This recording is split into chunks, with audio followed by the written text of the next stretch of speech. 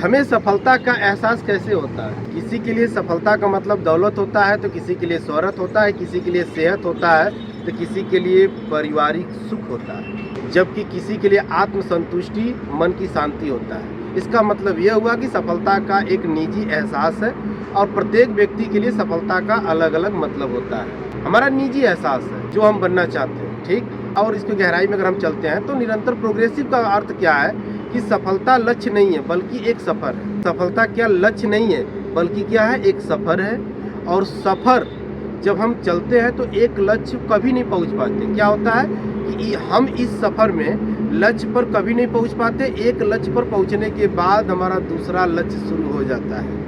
कितनी इम्पोर्टेंट बात है ना। सफलता क्या है, हमारा एक सफ़र है। एक लक्ष्य पे आप पहुंचेंगे, तुरंत आपको पता चलेगा दूसरा लक्ष्य दिखाई देगा। सफलता सफ़र है। सफलता हर व्यक्ति के लिए अलग अलग पहलू है। अब इसको और आगे से गहराई में देखते हैं तो अनुभूति।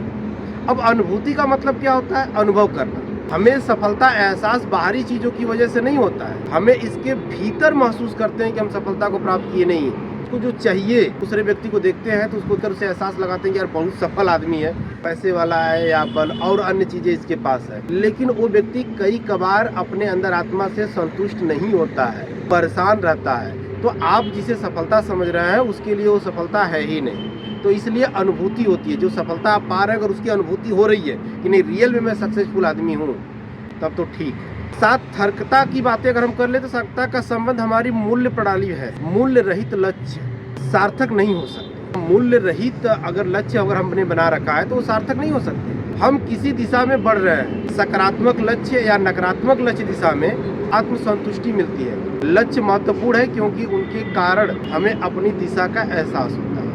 आसान शब्दों में हमें इतना ये ज्ञान कराता है कि हम सकारात्मक या नकारात्मक किस लक्ष्य की तरफ हम बढ़ रहे हैं, के कारण दिशा को एहसास कराता है। दूसरी चीज़ ये होगी कि सफलता एक सफ़र है। एक टारगेट को आप प्राप्त करते हैं, दूसरा टारगेट आपके सामने आ जाता है। एक लक्ष्य को प्राप्त करते हैं, दूसरा का आ जाता है। इसलिए आपको निरंतर बढ़ते रहना है। भाई सफ़र ही है। अनुभूति आपको करना ही पड़ेगा, अंदर से अनुभूति की जो चीज़ मैंने प्राप्त किया है, क्या रियल में मैं इसी से खुश हूँ या इसी को मैं चाह रहा हूँ, ये बातें समझनी जरूरी है।